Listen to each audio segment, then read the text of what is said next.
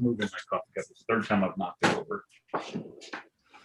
Hello, everybody. Welcome to Geezerology. That's Bob there, picking up after himself. And I'm Scott. We're here today. We're going to talk about Humble Pie album, Rockin the Fillmore, the live album that they released in 1971, was it, Bob? That is correct. Okay. And we're going to talk about a couple other things, but Bob challenged me to listen to this album. I've never ever heard any Humble Pie. I mean, I've heard a few songs, but I've never listened to any of their albums. Bob challenged me to listen to this album and give my reactions to it. So we're going to do that a little later. But first, I'm going to turn it over to Bob and ask him what's going on over at Geezerology.com that he'd like to talk about. Well, Scott, I'd like to talk about the most recent post you did that I read last night about Tom Waits. And I've got a burning question that I want to ask you. Shoot. All right. So pretty interesting piece, especially how you got into the fact that it's really difficult to know about Tom Waits, the person, because of how zealously he guards his personal life. And you did a great thing of highlighting his albums from like the first half of his career. But you made a statement in there that I'd like to ask you about to expand on. Mm-hmm. And you said that you admire his wit, his burning wit, I believe was the term you used. I use the word I'm fighting humor. Yeah, his wit. You admire his humor, yeah, almost as much as you appreciate his music. So here's my question for you. Undeniably, Tom Waits is an incredible songwriter, an unorthodox performer. And so my question is, given the gravelly voice and that persona that he's developed and the unorthodox instrumentation and stuff, what exactly about it is it in his music that really appealed to you? How do you get past it being unusual, I guess, from my perspective? Yeah, I mean, I was specifically talking about his 1970s output at that time. I mean, what he's done since then that's a whole completely different discussion. What I was talking about then, his 1970s output, I was more of a casual fan than a serious fan of him. I didn't really become a rabid Tom Waits fan until he after he had his reboot and started doing the things that he started doing in the 80s and onward. The 70s, it was, I liked some of the songs he did. I wasn't a huge fan of any of the albums in full, and I explained it in that piece why, because they were just he would go off on these spoken word tangents that I just, I found boring and distracting, and I didn't like them. But I would sit through those just to get to the particular songs that I like what he did. It wasn't generally the kind of music that I always listened to. I mean, this is basically jazz lounge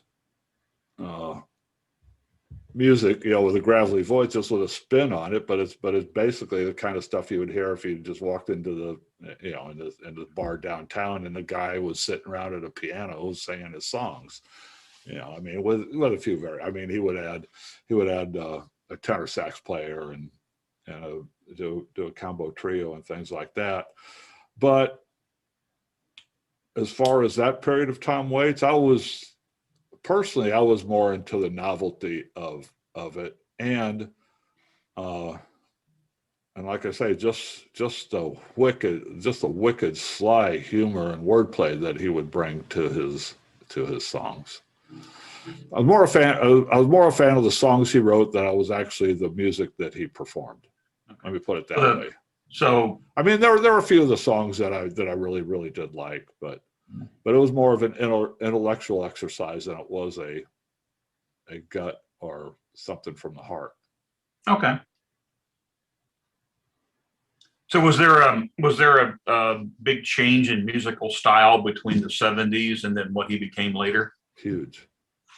Okay. Huge. So when you talked about appreciating his music, that was more toward I was what talking it about became? specifically his 1970s output. Yeah. Okay. Yeah. Okay. I'll get into another post later where I write about the second half of his career. It's actually the second 3/4 of his career because that output was about 8 years, and the back half of his career has been going on since like 1983. So it's a little more than half. I wouldn't call that 70s stuff experimental. It was unique, especially in the times that we were living in the 1970s. There wasn't anybody else doing that kind of music, which is kind of a little bit of a throwback, but he was just putting his own spin on it with his lyrics and his words and the way he performed and the way he acted and everything. What happened in the 80s, he became more of an experimental, just out there, Captain Beefheart type. If you're familiar with anything that Captain Beefheart has ever done, that's where Tom Waits' music it came from the 80s onward, was from the Captain Beefheart type of influence, just out there and unique and very experimental, and a whole lot more rock sensibilities in it than the music that he did in the 70s. Have you ever heard any of his 70s Bits and stuff? pieces. Some And pieces? yeah, my approach to Tom Waits is not that much different than the approach I had with Velvet Underground. I recognize the talent, the songs that I've heard. I love the songwriting. I just have a really hard time getting past the presentation. Mm-hmm. And so that's something that, just like with the Velvet Underground, What about the presentation? Just his voice? the voice and, like I say, I'm more mainstream, and so the voice has a lot to do with it. And then just the piano lounge style kind of stuff. After a while, that starts to get like, okay, I've heard this, you got something else here. And well, that's pretty much, I mean, he did that his first album was in 73.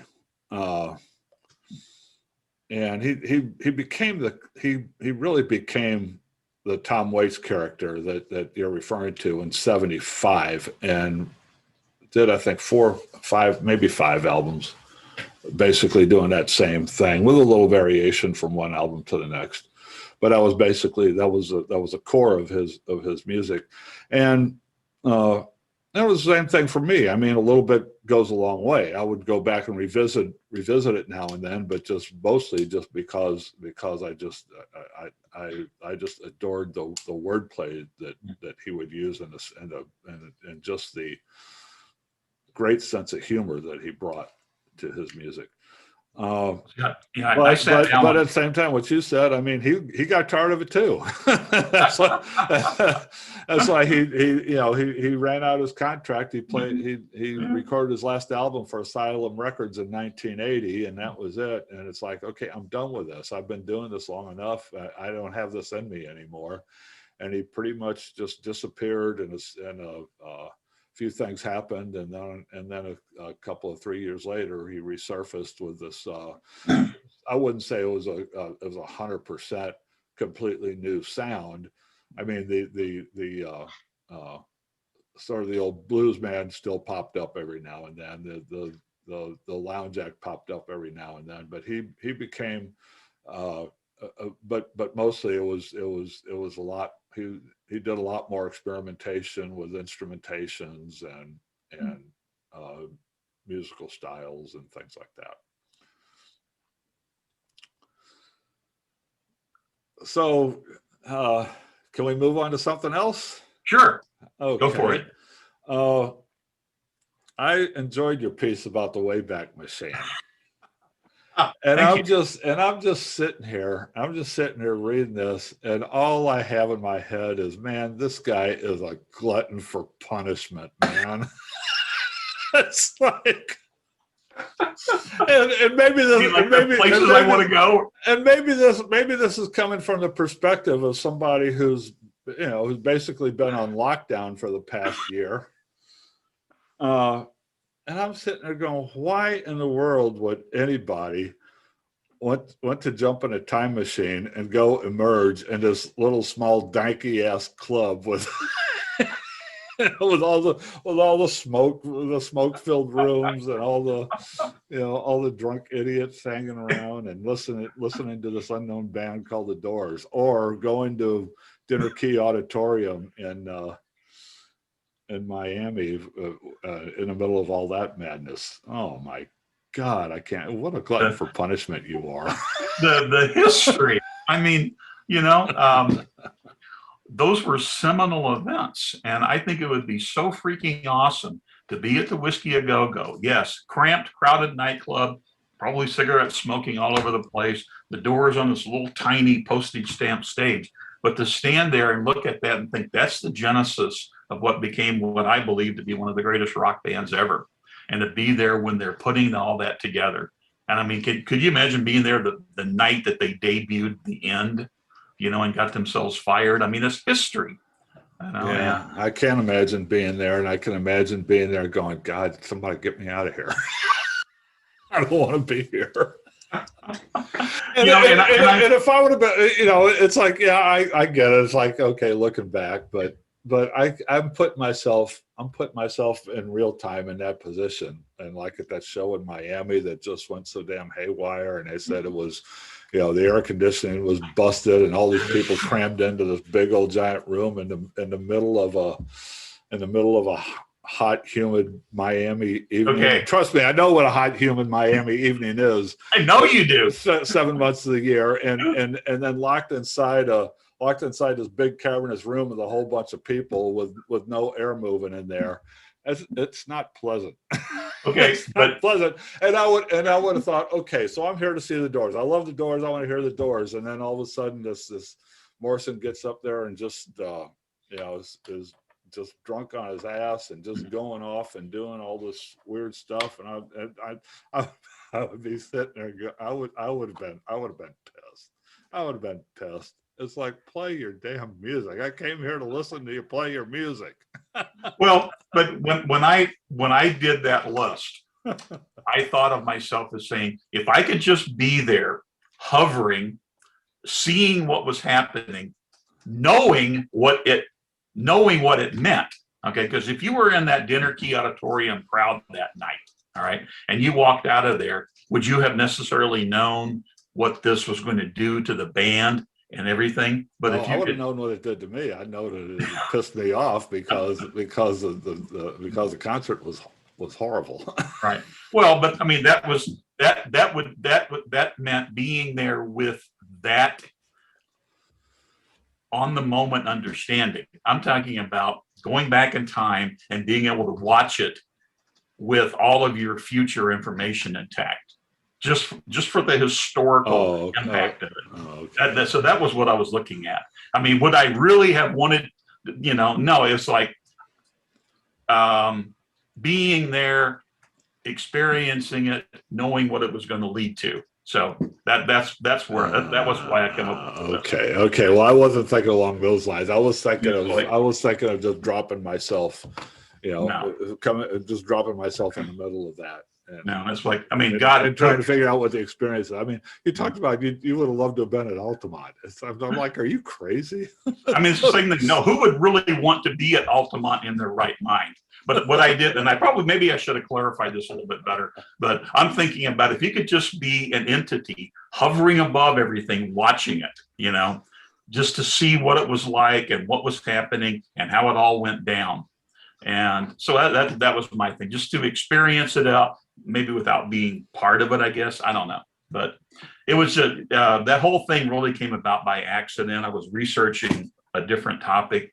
I stumbled across that old survey done by 60 Minutes, and one thing led to another, and there's just something that came about by accident. Okay. Okay, Bob. So tell us about performance Rockin the Fillmore.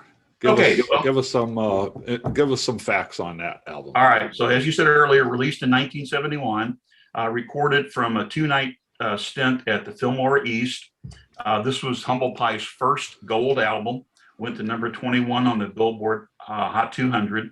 They had released 4 studio albums prior to this, and had one hit single off of it, "I Don't Need No Doctor," which went to number 73. As I said, this was their first gold album. It lifted the previous studio album, Rock On, up to gold status. The last album with Peter Frampton. He quit right before this album was released. He and lead frontman Stevie Marriott clashed. Frampton wanted to go a little softer, more acoustic route. Marriott wanted to delve even deeper into hard rock. Marriott won. It's significant, I think, for 2 reasons. One, it made Humble Pie's career. Prior to this, their studio albums were okay, but they didn't generate tremendous excitement. Releasing the live album just boosted their career. I think it's also significant because this was at a time when a live album could make a band's career.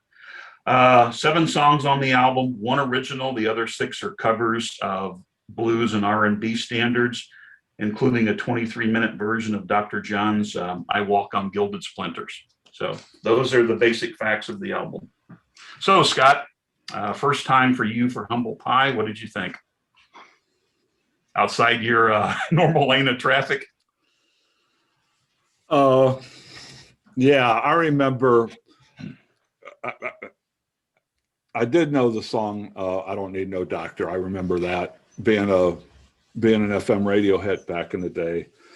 When I was a kid in high school, I had friends who were big fans of Humble Pie. I never paid any attention to them. It just wasn't. I never heard anything that grabbed my interest that made me want to pursue them. And I will say, I was thinking about this when I was in high school. There were bands that were huge, that were big, and a lot of people listened to. And for whatever reason, I was off somewhere else. I didn't pay much attention to them. The Who was one. I later became a casual, not a big fan of the Who, but later became a casual fan of the Who, to the point where I appreciated what they did and their place in history and their music, and I listened to a couple of Who's albums for a while. Pink Floyd, I became a pretty big Pink Floyd fan after the fact, after high school. So I thought, okay, well, here's another one that I will explore. And I'll tell you that I won't be listening to any more Humble Pie. That doesn't surprise me. No, it's. I was just sitting there going, "Oh my God, this stuff." I found it pretty bad. I didn't enjoy it. Peter Frampton went off and did they had a power struggle, and Peter Frampton went off and did a more acoustic thing, and Marriott got even deeper into the hard rock. Well, who sold more records and sold more concert tickets going forward? Well, there are those who argue. I mean, there's a reason. There's a reason why Peter Frampton became very, very successful after that, and Humble Pie just kind of they broke up and regrouped a few times. I understand it, broke up and regrouped a few times until Marriott passed away in a nasty accident. There are 2 speeds here, right? Faster. No. There are two volume levels, 2 speeds. I mean, there are two things going on here. Side 1 and side 4, which is just, this stuff goes to 12. And we would let it go to 15 if we could, but we just can't do it. I mean, it's just to me, it's just all volume and bombast. There's nothing. I found nothing to grab onto except for the volume and the bombast, and and that stuff grabs onto me. I don't grab onto it. And then the two middle sides, 2 and 3, where those are sidelong. One was a Dr. John cover and one is a Ray Charles cover, correct? Right. And there just seems to be a lot of, and this is the other side of humble pie. This is the second side of humble pie. There just seemed to be a lot of just aimless noodling going on. I guess Frampton or Marriott, whoever it was, they just kind of on the guitars, just real low volume, and it just kept going and going, and all of a sudden it'd get loud and then it'd get quiet again, and I don't know. There wasn't a whole lot there for me to grab onto. I listened to it 5 or 6 times anyway.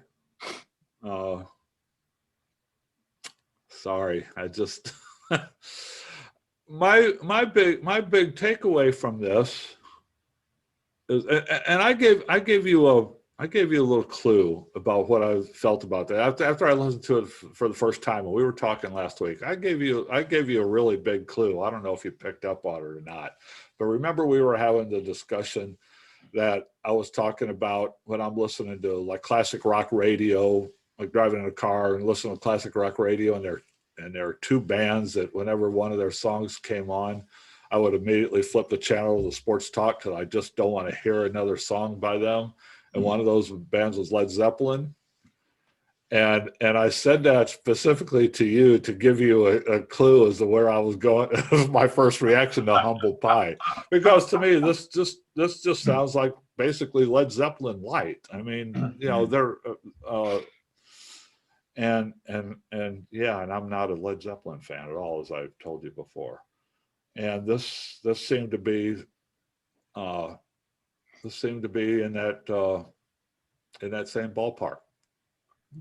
Yeah. And I understand why people might like this, but it just isn't anything that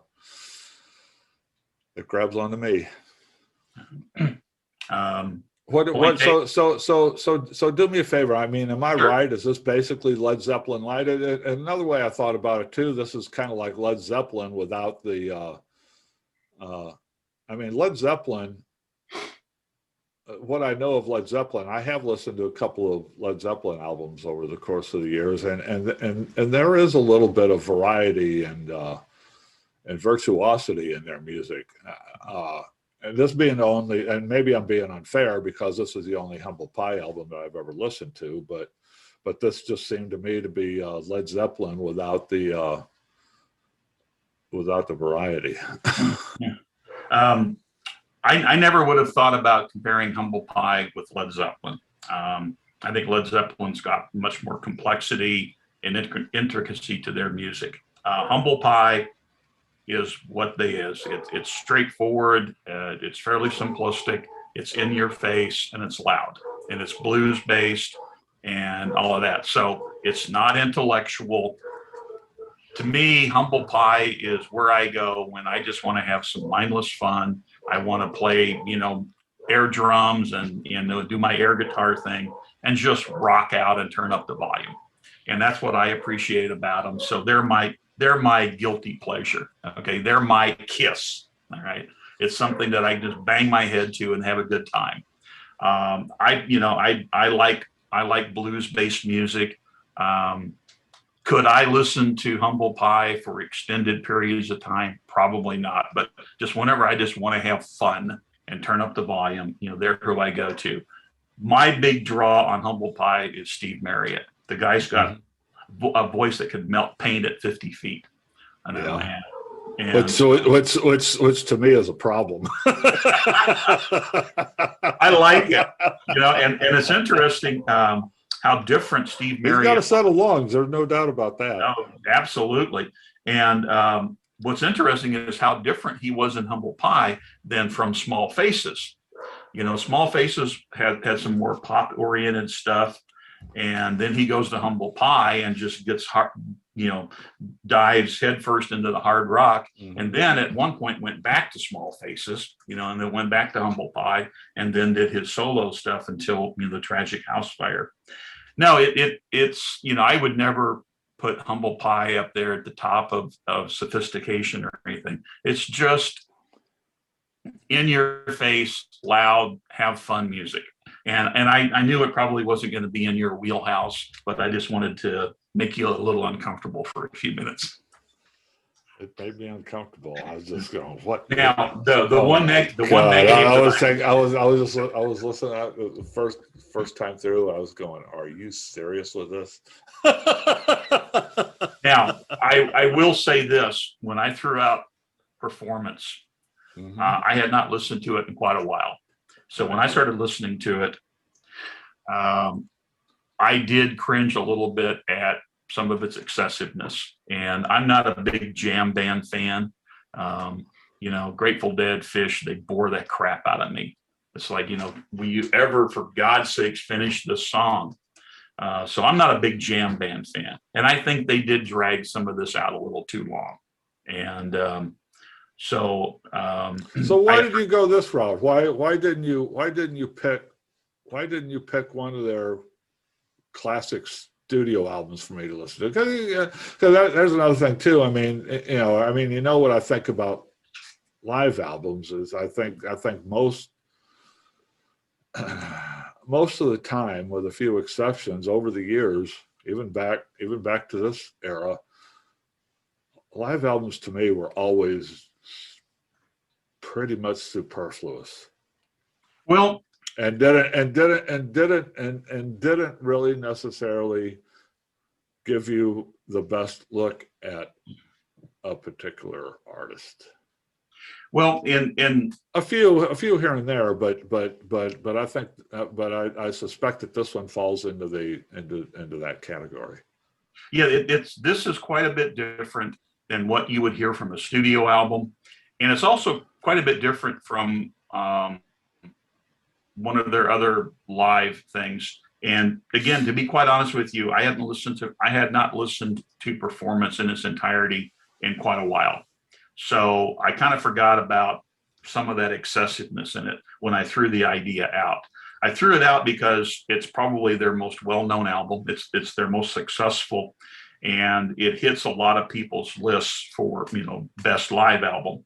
And so I picked it for that reason. And then this was a period when there were some live albums that actually made a career for a band. Allman Brothers, for example. Oh, You know, right. I mean, that over the years that does happen now and then, and it that's does what I say. I happen. mean, there are exceptions where a live album is actually an essential album in somebody's catalog. I would hope I don't know. I would hope that after listening to this, that this isn't an essential Humble Pie album. I'm getting the sense from you that it is. Well, like I say, it was their first gold album. It led into interest in their previous studio material. Rock On, the album that was released right before the live album, its sales went up because of this, and it is recognized by a lot of people as, you know, one of the preeminent albums by Humble Pie, because it did really increase their exposure and their popularity. And they were one of those bands that their studios. But that doesn't make it an essential album just because it sold well and everything. It doesn't. When I think of an essential album, I think of something that if you want to understand what this band is all about at this particular time, this is what you need to listen to. And to me, an essential album is more of a statement on its artistic merit than its popularity. You know what I'm saying there? Mm-hmm. And so that's why I'm trying to put it into that context. Is this the album where if I have never heard the Humble Pie, if I had never listened to a Humble Pie album, which I hadn't, and I came to you and said, Bob, I want to listen to something. Where would you send me? What album would I listen to get a real good sense of what this band was all about? Would this be it? It would either be this one or possibly Eat It. Okay. But yeah, because they, the essence of Humble Pie was their freedom to go on stage, jam, and explore, and all that.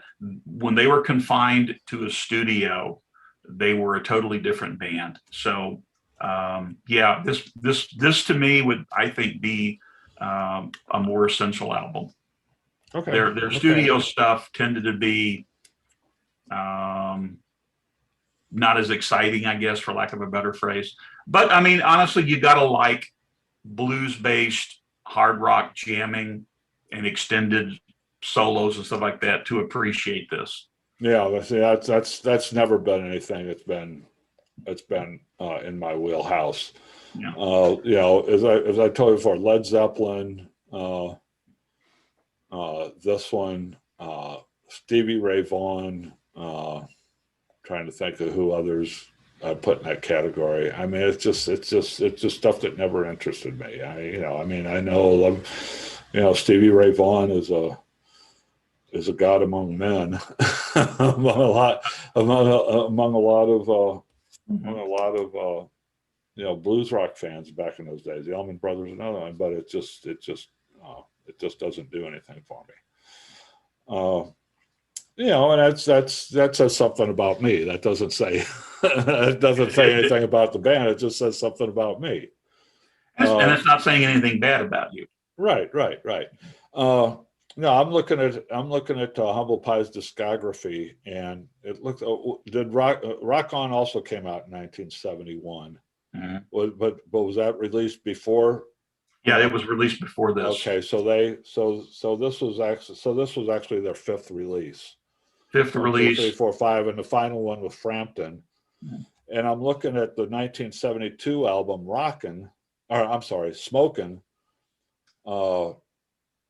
Looks to be their most successful album. Got to number 6 on the U.S. charts. The only one to ever hit the top 10. It got to 20 in the UK, the highest they ever got in the UK on the UK charts with an album. And then Eat It, which I guess came after Smokin', right? Mm-hmm. Eat It, 1973. Yeah, that was still successful, but it didn't quite hit the heights as Smokin' did. But that was all post Frampton, correct? Correct. Yeah, guitarist named Clem Clemson replaced Frampton. Okay. Did it change their sound any? Or was Humble Pie basically Steve Marriott and anybody else who was in the band with him? Humble Pie was always a Steve Marriott band. Mm-hmm. And they came together from several different groups. Frampton came out of a pop rock group called The Herd, and he was young when he joined Humble Pie. Their drummer was 17 years old when he joined the band, but it was always pretty much a Steve Marriott affair. And Frampton came out of a group called The Herd, and he was always called The Face because he was so young and so pretty and everything. So Frampton wanted to be taken more seriously. And so, in Humble Pie, he got a chance to do that because, they did do the hard rock stuff, but it wasn't probably at the heart of who Frampton really was. And right. It was just a stepping stone for him. Basically. Stepping stone, probably. Yeah. And like I say, he wanted softer stuff. Marriott didn't. And so they clashed. And with being the two egos in the group and the two preeminent guitarists, something had to give. And of course, it worked out really well for Frampton. Later on in his career, Frampton started moving back to more blues-based stuff, after his Frampton Comes Alive period. Speaking of somebody who that's one of the exceptions I'm talking about. Frampton Comes Alive. I mean, that's a live album that was essentially the album that, I mean, that album built his career by Yes. a long shot. By a long shot. I mean, that thing was phenomenally successful, and yeah, that is definitely the essential Peter Frampton album. I can't even remember. I can't remember anything from any other album that he ever made. So which would make that live album an essential album? That's the album that made his career. Well, I mean, yeah, it's probably I know, and Yeah. and his none of his studio stuff ever reached that level. But I think Rockin the Fillmore is essential to Humble Pie, because if you look at their album sales before this, the album sales after it, it generated a lot of interest in the band. It got them exposure they had not had before. So they had renewed interest in their studio stuff, but then it started dropping off. So I think it's essential in the sense that it did lift their career, got them a lot of notoriety. Probably got on, I wasn't exposed to some of the FM stuff back in the day because of where I lived and everything, but I suspect this got a lot of FM play, so. Well, like I said, I don't need no doctor. I mean, KC, I was born and raised in the St. Louis area, and those of you who've heard of KC back in the day, was one of the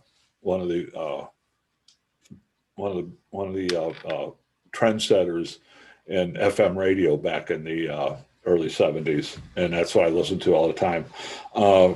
But yeah, I don't need no doctor that was a staple of the KC playlist. There was another one too. 30 Days in the Hole, maybe. 30 Days in the Hole, right, Yes. right. I do remember that one. That was a KC staple. But that's pretty much my knowledge of Humble Pie. I'm looking here. They've 1, 2, 3, 4, 5, 6, 7, 8, 9, 10, 11. They've released 11 studio albums. Now we're talking about the most recent one was in 2002. When did Marriott die? I'd have to look it up, to be honest with you. I want to say not long after that. He died. No, 19. No, wait a minute. He died in 1991. Yeah, he was not in that reincarnated. So they've released. Well, that was the only one. Their last studio album was 1981, called "Go for the Throat." So I'm assuming that was Marriott. But then they have a 2002 studio album titled "Back on Track." I am not familiar with that album whatsoever. A guy named Jerry Shirley reformed the band in 2001 with a lineup including original bassist Greg Ridley, guitarist and vocalist Bobby Tench, and rhythm guitarist Dave Caldwell. So yeah, it was, I don't know of any of these guys. I guess it was just somebody a couple of them trying to capitalize on the brand name. A couple of them were original members. Okay. Yeah, Shirley was an original member, and one other name you mentioned was an original member. And there have been several live albums, box sets, compilations, in the years since Marriott died. So yeah, so there's still